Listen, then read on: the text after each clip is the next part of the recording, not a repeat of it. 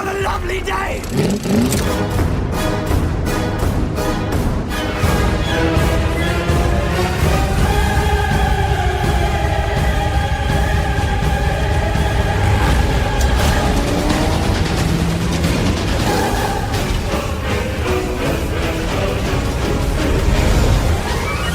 Welcome to the Mad Max Minute Podcast, the daily podcast where we break down Mad Max 1 minute at a time. I'm Rick. And I'm Julia. And today we're talking about minute 22, which begins with Bubba Zanetti approaching the station master, and it ends with the station master bringing the gang to meet their friend who's come in on the train. So, considering that we start off this minute with Johnny the Boy patting down Toe Cutter's hair some more, I figured this might be a good time to talk about the actor Tim Burns. So, Tim Burns has a top 4 on IMDb, like everybody else I've brought up so far. His number 1, Mad Max. Number 2, he played in 1982's Monkey Grip, where he played a character named Martin. Number 3, he was in The Chain Reaction in 1980, which might sound familiar because our good friend David Brax was in The Chain Reaction as well. Tim Burns played Survey Driver, another, unnamed role. Speaking of unnamed roles, his number 4 in his top 4 is Stations, 1983, where he's credited as actor. So Tim Burns was pretty active on the large and small screens from about 1978 to 1992. And in that span of time, he racked up 21 acting credits. Despite having plenty of named roles, it's kind of a shame that his top 4 doesn't include any of the films where he was actually given a named character to play. Mm-hmm. Like, there are a couple. Yeah, I'm not sure how they choose what goes on the top 4. I'm sure it's probably by the success of the movie itself. Yeah. But, I don't know, maybe it should be more on, the quality of the role. Yeah. Although being an unnamed actor in a movie doesn't mean that it's less of a quality part. Yeah, I hear what you're saying. So, I don't know. Yeah. There is a bit of IMDb trivia about Tim Burns, and it has to do specifically with a scene that we have at the very end of the movie, where it talks about how he was so into character that he annoyed everybody on the set, and so they just left him chained to a wrecked truck one day while everybody else went out to lunch. And we got the sense from the behind the scenes. He did seem kind of above everybody else in the gang. Yeah. Yeah. He definitely. But we got the sense from the behind the scenes special that pretty much everybody in that gang was very, very intense and annoyed the crew. There is going to be a long stretch next week without any dialogue or anything like that. So we're definitely going to get into a lot of the cast hijinks. Mm-hmm. This is going to be specifically where they're wrecking up the Chevy, but they did quite a lot to distress other actors, crew members, all sorts of people. It's a fun story to recount, and I'm sure it probably wasn't that fun to go through it, but Tim Burns was all a part of that. So is it Bubba and Starbuck that talked to the station master? Yep.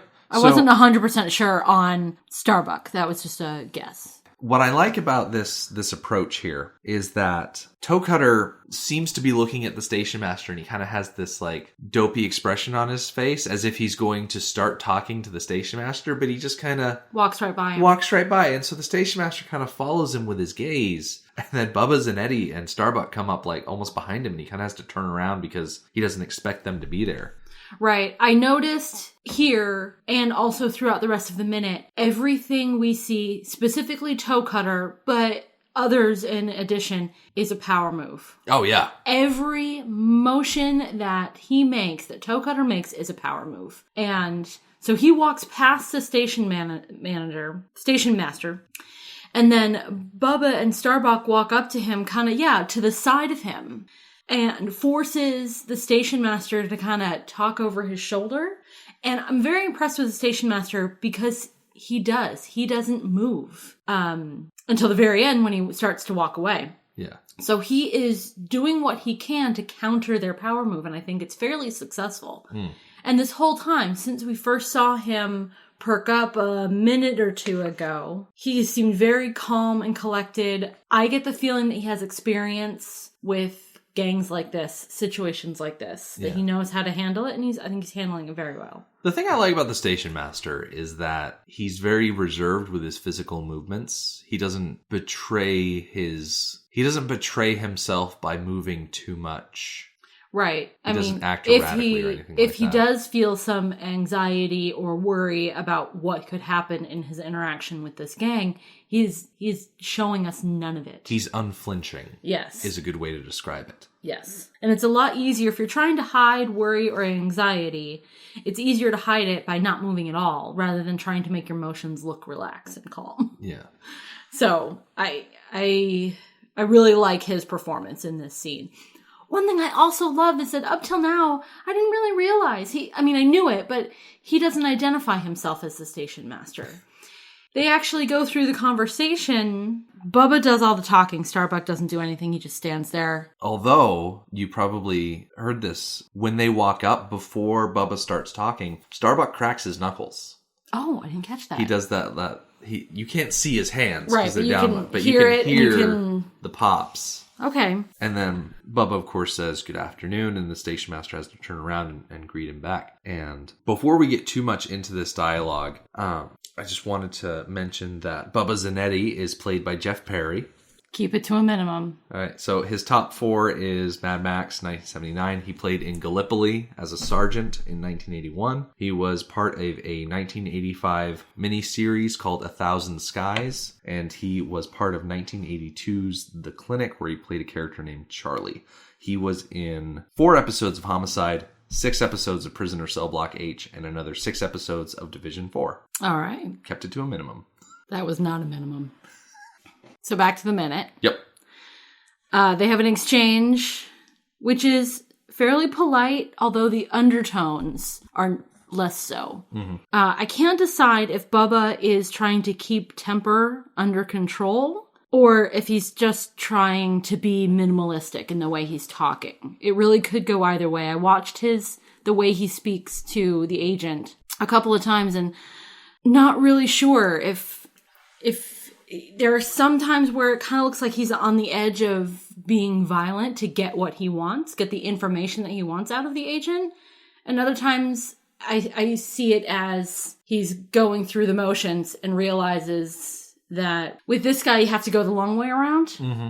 Because this guy, who we learn is the agent, because he says, he says to Bubba, you gotta talk to the agent. You gotta sign for the coffin and talk to the agent. And Bubba's like, well, where can we find this agent? And the guy's like, hold on a second. And he's the agent. I swear, I wasn't 100% sure that it was the same guy, so I went back and I watched it a lot.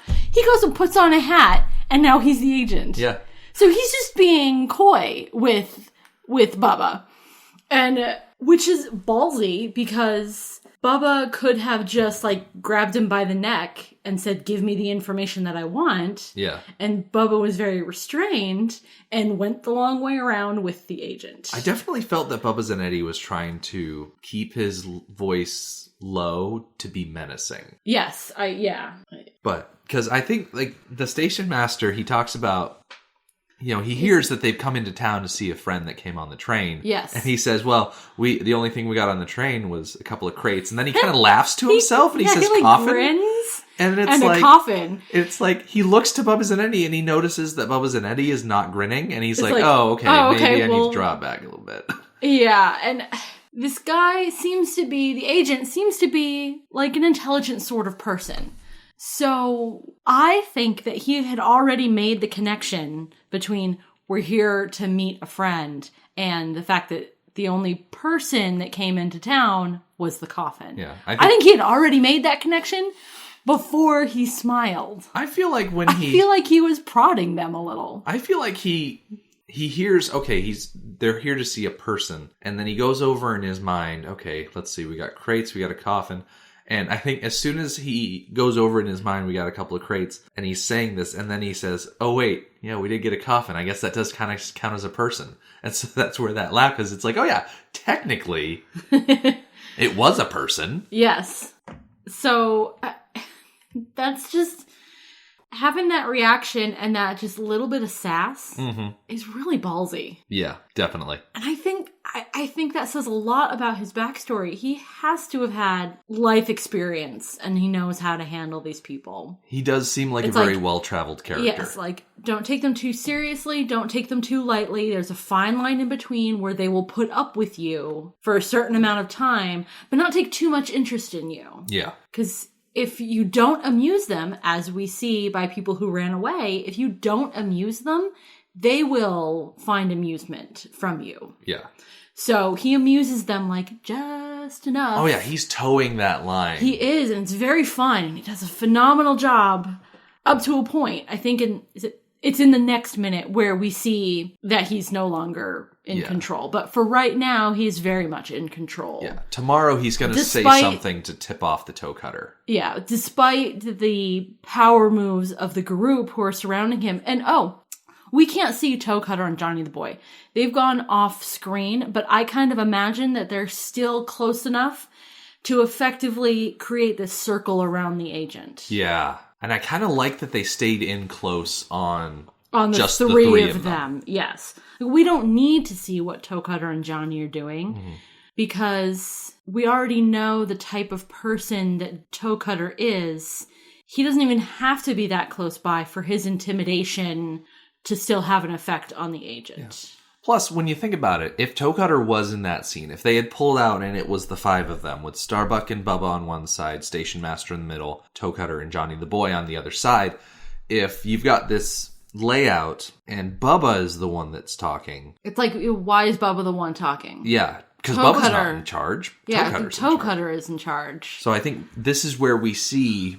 Bubba Zanetti, I feel like he's the second in command. Yes, I think the so. capo. And we do see his authority, but only in the absence of Toe Cutter. Yeah, and I think Starbuck's probably wanted the muscle. Yeah. You got the captain, you got the muscle, you got the squire, you got the leader. Did you notice in the background of Oh my this goodness, scene, yes. the pink elephant. The pink elephant. That was just it was phenomenal. So the guy who goes up and starts touching the elephant, that's Clunk. And then the guy who comes up and cuts it down for him, that's Diabando. Oh, okay. I assumed that they were background bikers. Nope. Okay, those are named characters. Okay. Yeah, and I can't wait to, now that I've noticed the pink elephant, to see if we ever see that pink elephant again. I'll bet we do. I don't think it leaves town with them. Oh, no? But we definitely see it in later minutes. Yeah. And plus, I mean, in a scene where everything is a tone of gray and brown, a bright pink elephant is going to stand out. So if it shows up again, we will definitely catch it. Oh, yeah. Yeah, there's a lot of washed out colors in Yes. this movie. Lots because, of dirt. it's the 70s too. Right. Okay, so we get through the conversation between Bubba and the agent. He turns to go inside as if he's going to go get the agent. Mm-hmm. And then we jump to the group on the train platform. Yes, thank you. The train platform. And it's the same guy. Yeah. Wearing a hat. I love his outfit. I just love it. Because he's got the station master's hat. He's got his clipboard. He's just wearing shorts. These other guys are dressed in leather and protective gear, and he's just kind of hanging out in shorts and work boots. It's an interesting, I didn't think of it until I was thinking about the pink elephant. So his outfit, the station master, his outfit is all tan and dirty and everything. It's very monochromatic. And then he puts on this solid blue hat. Yeah. In direct contrast with every other color. Because the first hat we saw him wearing was the same color as his clothing. It was that kind of was net hat. the net hat because he was sleeping. The blue hat really comes more into play in the next minute, but the introduction of the blue hat and maybe how much it stands out because it is a more saturated color, not necessarily bright, but more saturated, it represents his particular level of authority. Right. He didn't put the hat on until he admitted that he was the station master. He was the one that they were looking for. Right. That they needed to get the coffin and get everything squared away and get out of town. Yeah. So the blue hat is definitely a token of his authority. Yeah.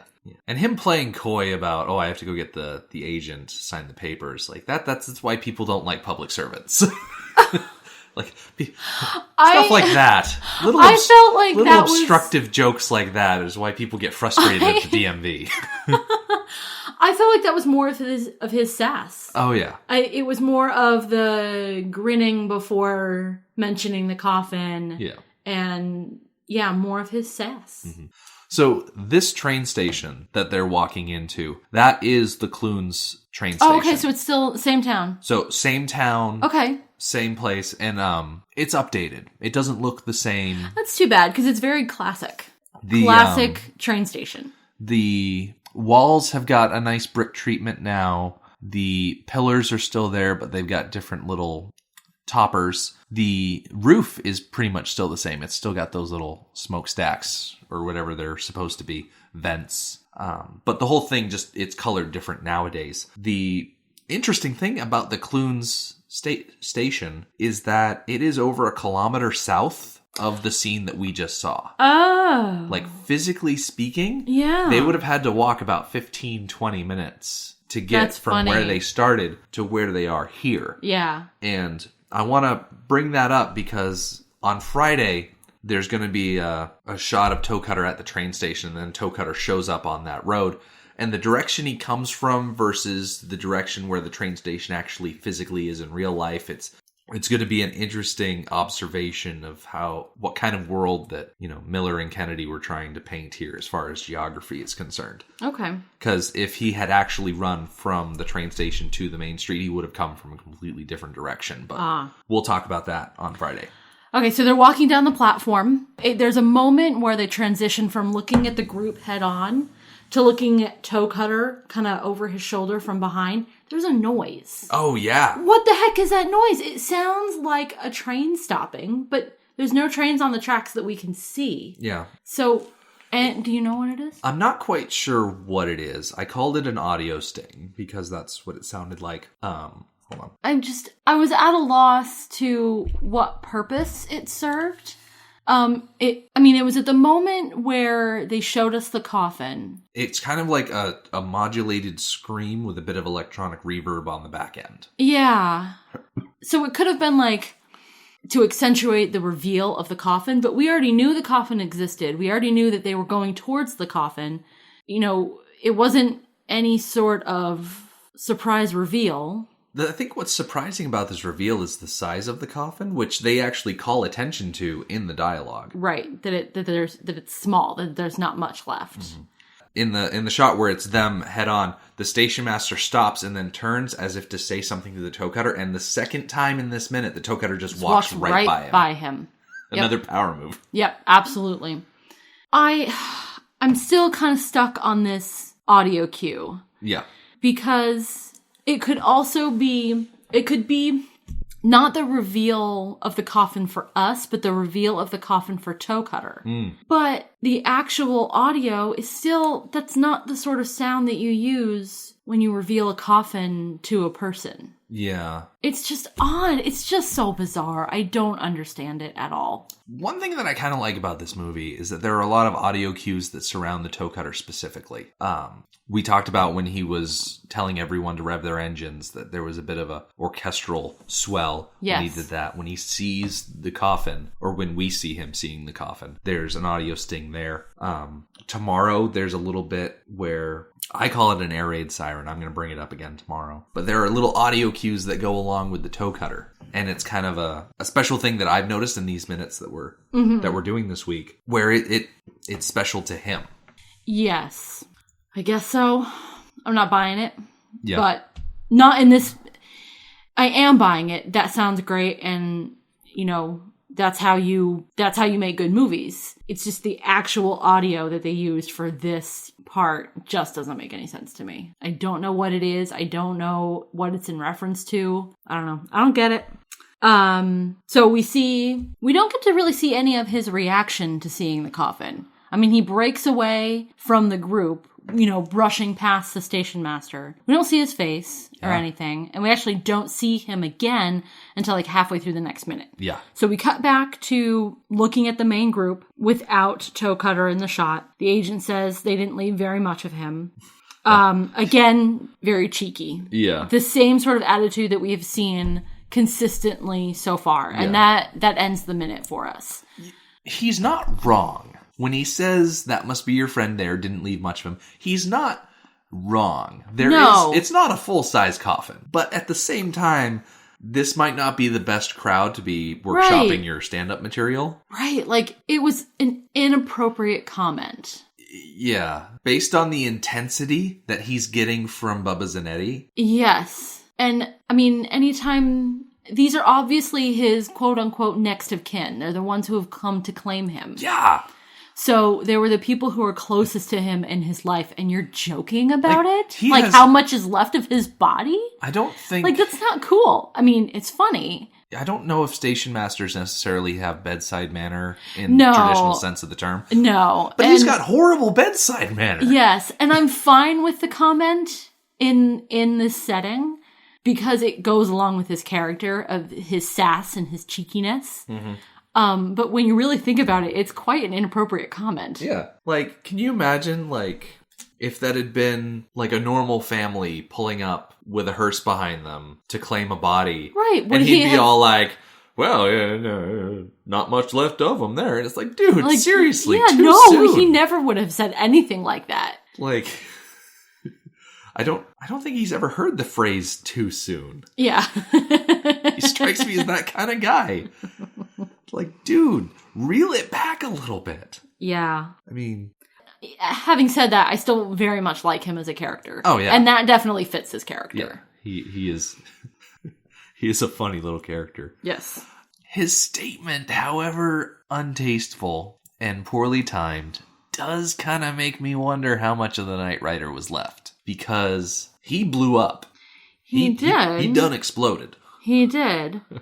But, I mean, I think it depends more on how his remains were treated after the crash more than the crash itself. Yeah. Because if they wanted to, like, they could have picked through and, like, gotten all of his bones and stuff. And yes, it was a big explosion, but I'll bet you it wasn't. It was all show and no substance. So it's not like he was sitting in that car burning for a period of time. I'll bet you the fire died down pretty quick. Yeah. Because it burned up so fast with a great display, I think it would have burned up quick. So I'll bet you that there was still plenty of flesh on his skeleton. This is really quite morbid talk. I think the small coffin is a combination of two things. One, that the style of coffin is very different than the style of coffin that we have seen in our dealings with family passing. You know, the type of coffin that we see nowadays is much larger. Yeah.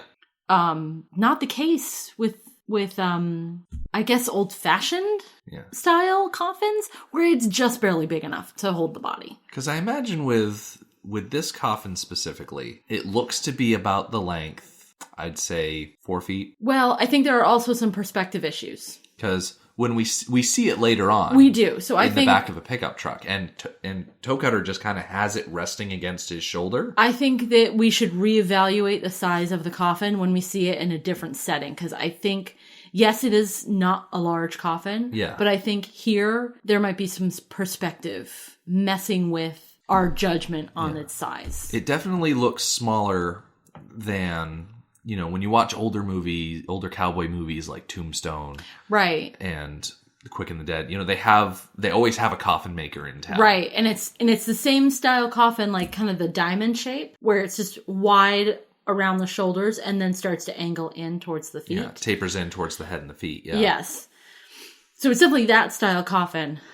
If the body had burned down to where it was really just a skeleton. Where it was Aunt Beru and Uncle Owen. Right.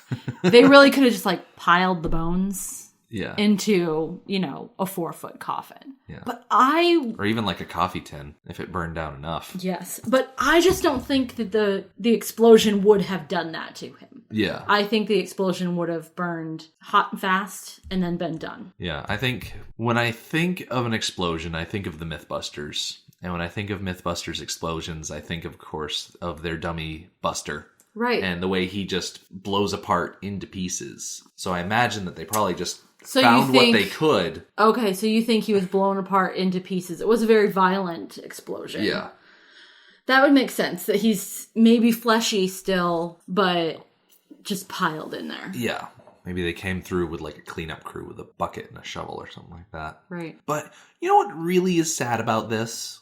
Toe Cutter is showing up here to reclaim the body of the Nightrider and bring it somewhere. Marmaduke doesn't get anybody. Right. She's not even mentioned anymore. Yeah. She just kind of disappears entirely. No one ever inquires after her. Nope. No one cares about her. She had one, crazy ride and then disappeared into obscurity. It is possible. Sad. It is possible that she was on a different train going somewhere else so that her kid could claim her. That's true. I'd like to believe that. I'm going to go with that story. You know what? I like that story a lot better than mine because it's a lot less depressing. Yeah. Because everyone should be claimed by somebody. Yeah. Maybe there's a much more involved story than her just helping him bust out of prison. Right. Because, we've talked before about there must be some kind of backstory. They had to have had some sort of relationship before this moment. And she came from somewhere. So I'm going to say that she went back to where she came from. I'd like to think that there's, a nice shady spot on top of a hill underneath an oak tree with a simple headstone. Just says, well, it wouldn't say Nightrider's girl or anything like that. It would say her actual name. Her actual name that she wasn't given by whoever wrote the credits for this movie. Yeah. One can dream, right? Yes. One can dream. All right. So on that hopeful/depressing note, our website is madmaxminute.com. You can follow us on Twitter at MadMaxMinute and like us on Facebook at facebook.com/MadMaxMinute. Thank you for joining us for Mad Max Minute number 22. We will see you tomorrow. Motorbikes and leather men, take me to the